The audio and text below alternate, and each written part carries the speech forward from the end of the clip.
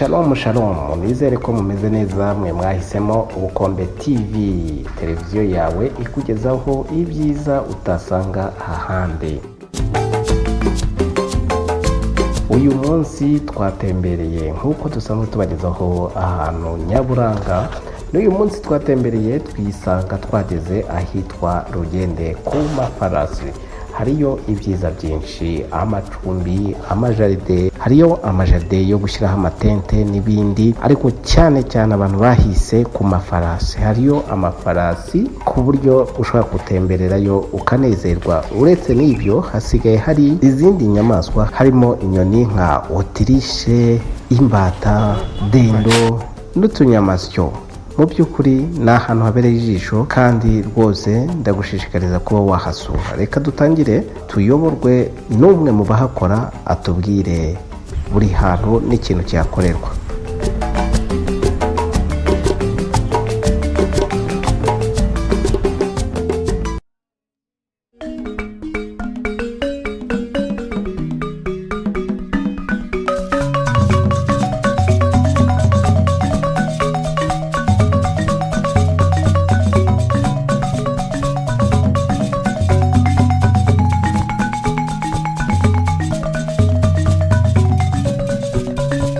Umuntu wasuye mumuzana muri famu?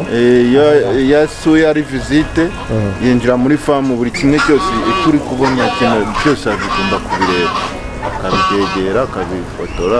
Tubwire, ashobora kubona iki yinjiye muri famu? Ni iki kintu nyine umuntu winjiye muri famu yitega kubonamo? Ubundi ikintu kidasanzwe ahita abona byihuse kiba kigaragara ni igisiga cyitwa otirishe. Ko ni inyoni bigaragara ahantu buri hose ukigeramo hano utibona. Hagakurikiraho izi mbata, ibyo hari izi mbata dufite zindi z'ubundi bwoko z'inzungu zitwa uwa, tukagira dendo, tukagira inkoko, tukagira utu tunyamasyo, tukagira utundi tunyoni bita inkanga. Ibyo byose turava tubibona? Ibyo byose urabibona. Ariko nk'aha tubonye dendo, tubonye n'inkoko n'akanyamasyo. Udushikaje kujya kureba aho ibigagari byagiye bita inkanga zo ziba ziri mu ishyamba hano ziri kuzenguruka. Biradusaba ko turazengurukamo tukareba aho ziherereye. Hari ukuntu se muzihamagara inkanga? Nta buryo bwo kuzihamagara?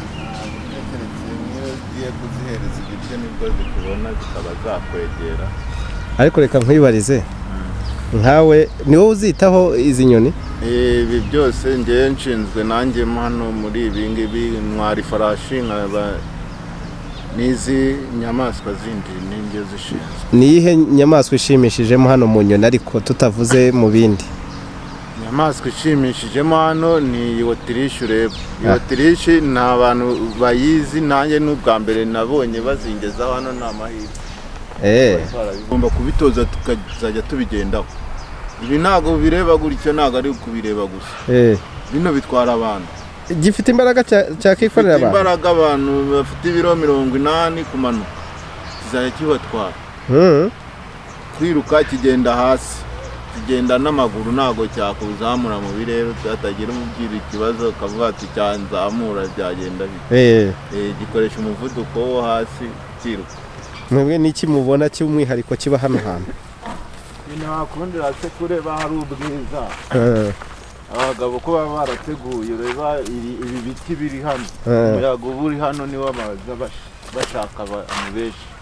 No kuri iyi menshi urabona ko ari ahantu heza cyane. Iyo wicayemo hano hasi y'ibi biti uba wumva kabone ko haba hari n'icyo kunywa, ubutica atari ukugenda gutyo gusa ureba, kureba ikinywebwa kirahari, icyo kurya kibaraboneka. Iyo uhageze ugatanga komande icyo ushaka ugomba kukibona. Aya majaride nayo ndabona ari amajaride meza. Ubu umuntu ashobora gusaba gutererwa hano umutaka bakahamuterera? Iyo ushaka kuba urimo hano muri Zoom. Hano ni muri Zoom? Ni muri Zoom. Iyo ureba inyamaswa zikaba ziri hafi aha, nawe ukaba wafata ushaka kuba wakuruhukira hano, biremewe utanga mendevure y'ikintu yuko ugomba kwicara hano urumva ko abari muri visite barasura bakasohoka agahita agenda ariko wowe uvuga ati ndahicara njyenyine urabona ko nta mundi muntu uba wemerewe kwinjiramo hano atari umuntu uje gusura wakirwana n'inyamaswa rero ubishatse ukabyishyura ukishyura kuri hano visite ukagura icyo kunywa ubwo abamanager baba bafite amafaranga bashaka kuba bagushyiriraho yiyongera kuri ya visite ubundi ukaza ukaba wibereye hano mu muryango wawe aha hose naho kwifotoreza sibyo noneho cyane cyane aka gace kakaba ari ak'amafoto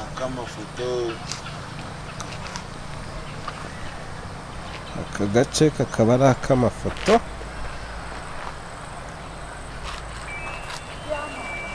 ndabona ari ahantu heza hari indabyo z'ubwoko bwose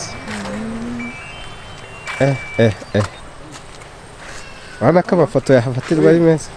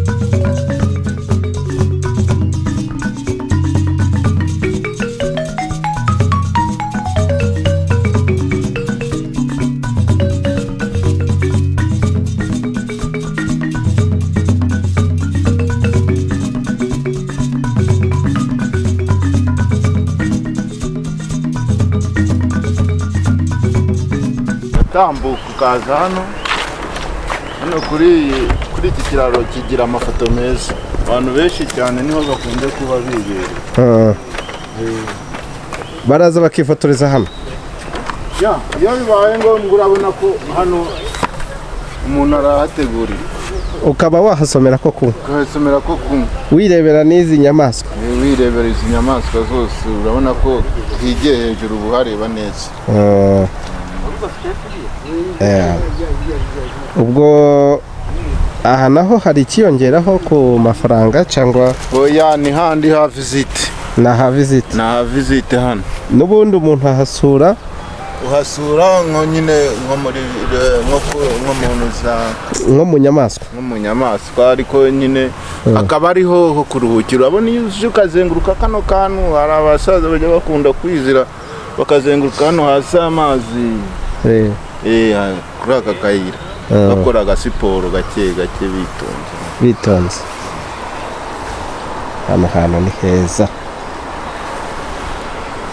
n'abafite ubukwe rero cyane n'amakorari hano nk'ahangaha hamaze gukorera amakorari agera muri 4 ku buryo ushobora kuza ukahakora n'abahanzi n'abahanzi bose nabo baraza bashaka kuhakora videwo uraza ukahakorera videwo y'indirimbo cyane ibyo ni ibyabo nyine urabona n'amafilime n'ibiki byose umuntu ugeze gutya akahagera ahita amenya icyo kuhakoresha iyo asanzwe abikora bitewe n'ibyo akora umuntu utasuye inyamaswa yagera hano hantu yabona amahirwe yo kuza hano ntabwo wayabona kuko hari porutayi winjira ari uko wishyuye kandi ukaba ufite abaguherekeza nk'uku nguku turi kumwe ugenda umusobanurira ataha tugiye ni gutya ntabwo wakwinjira utazi ngo urahera he ugira iyo wishyuye ubwonko bw'umenya ngo ndakuzana aho duhera tugahera mu nyamaswa runaka hano ubundi ho ni finale niho hanyuma kuko urabona nta kindi sibyo kuza kwicarira hano hafi n'aka kayaga k'aya mazi wumva none se umuntu ahera he kuvuza ko ari finale amashevare tutarayabona amashovari rero yo akenshi na kenshi ushobora no guhita uyasanga hano cyangwa ukaba wibereye muri visite abari he ku kibuga hari haruguru. Hari n'igihe uba uri muri visite unayiriho aruza agahita avuga ati njyewe ndashaka kujya muri visite ariko ndi no kwishovari. Ibyo ni ibintu hose hariya tugenze n'amaguru ntahagende n'amaguru ntahagende n'amaguru akagenda n'ifarasi. Ariko se abantu baritwara cyangwa urabinsobanura tugezeyo? Abantu baritwara cyangwa murabatwara? Keretse abo mba natoje babizi, ariko iyo uje ari ubwa mbere turakwereka, ni ibintu byoroshye. Dufitemo ishovari zitandukanye.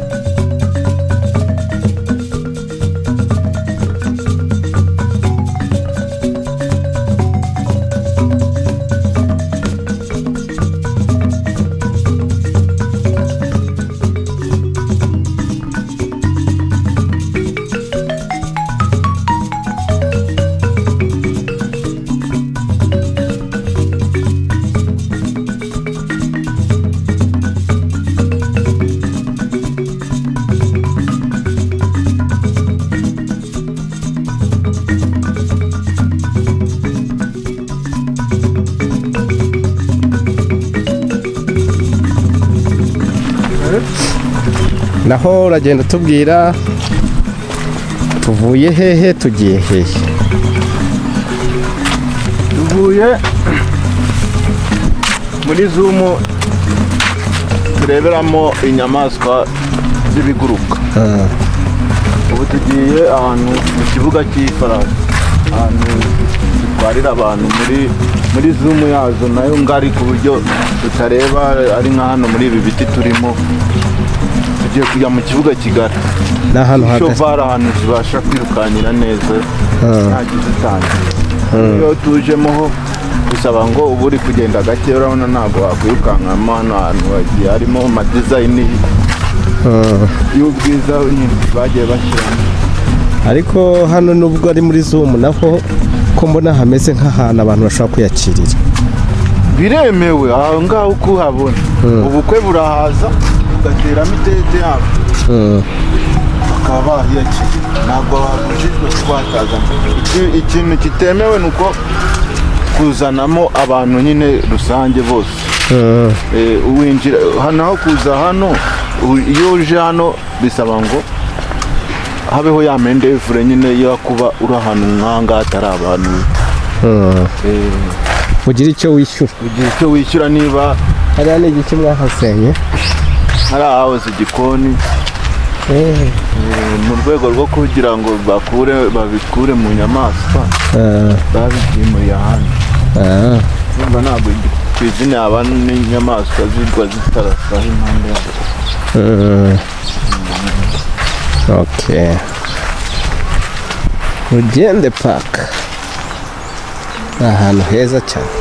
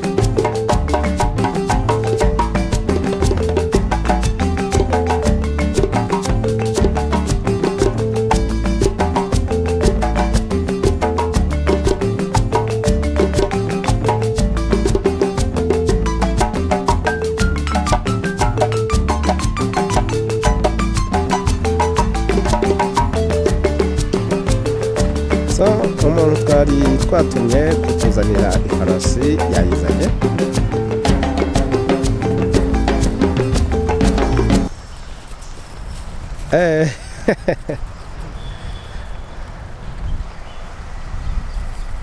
So ndashaka umbwire amabwiriza nk'ubu ngubu mbonye hari ibyo uhinduye, wambaye ingofero mu mwanya ntabwo ari wambaye inkweto zifunze, ni ibintu bisabwa ku ifarasi. Ibi ni ibintu bisabwa nuko ununguye ahubwo undi twambaye inkweto zigera hano ku buryo nyine ubasha kuba ukandagiyemo hano neza. Kuvuga ngo rero urabona ko yamaze kujyaho intebe. Iyi ntebe niyo umuntu yicaraho. Iyo ntebe niyo umuntu yicaraho. Hari ibindi bigozi mbona biri mu kanwa. Uyu mugozi wayo ni vora. Yuji ni ukuvuga ngo kuyihagarika, ukurura wishyira, kugenda ukayorohereza, kwikatisha werekeza akaboko aho ushaka kujya. Nk'ubu iyo ukerekejeho iragenda, noneho ukahita uyigarura ukayihagarika. Vitesi ziba mu maguru. Mu maguru. Ukojejeho hano. Irabimenya. None urabona amahano tugozi ubufashe nitwo uyikoresha. Niyo ari no kuringaniza imbere nyine ni hano byose. Noneho ushobora kuyikatisha ariko itagiye. Nk'ubiri kundeba. Nk'ubigize. Wabigenje gute kugira ngo ibirebe imbere? Kuhareba. Ariko urumva ukomeje iyo irazenguruka ikatira ahantu iri. Iyi ngiyi ikatira ahantu iri ntago ari ukuvuga ngo ni ibintu bya data.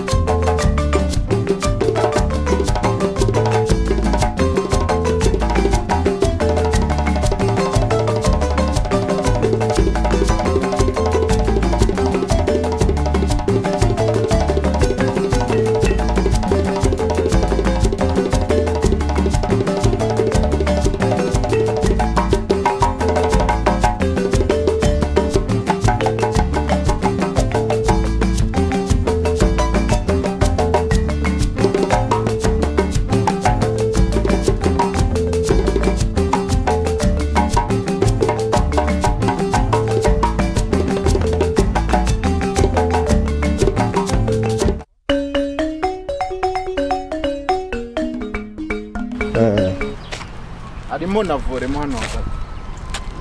Ubu iki kibuga wakinamo basket ugakinamo na volley. Urabona ino myobo dushyiramo ibyuma tugahita dutambikaho fire.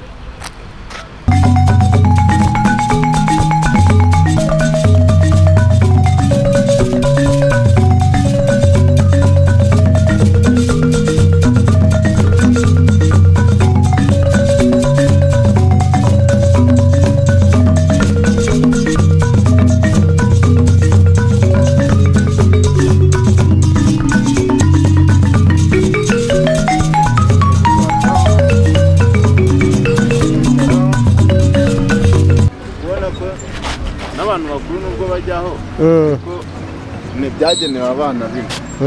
Iyo bariyeho umunyenga gutya bari sawa.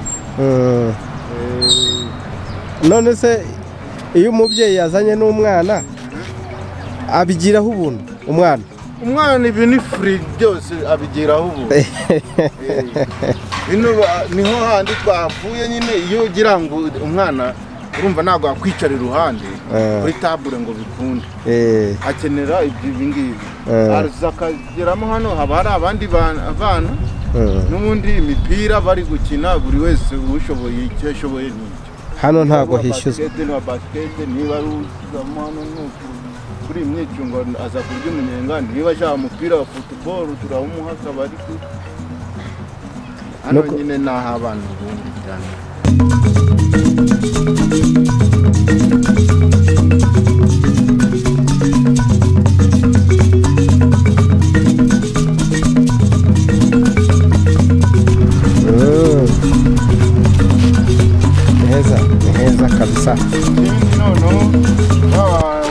baba bashaka kuba bakora amasiporo naho umusaza ukubibona muza bare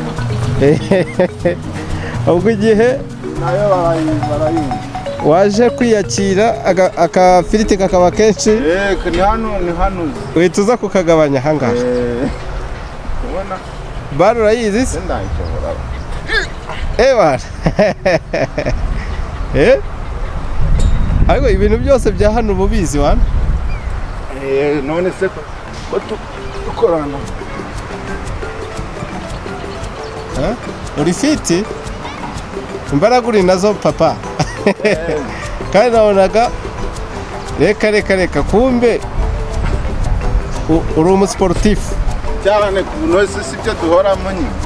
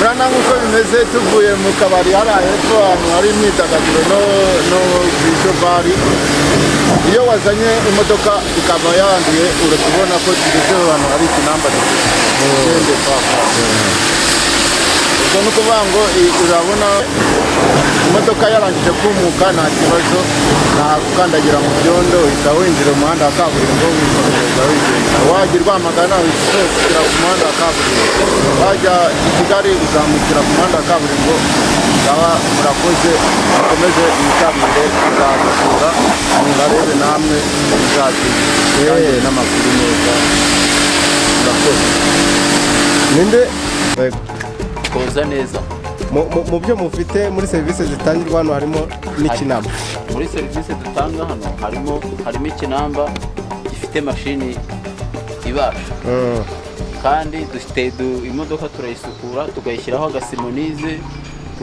tugashyiraho iy'imbere n'iy'inyuma imodoka ikagenda imeze neza tukayikubita mashini ibyondo byose bigashiramo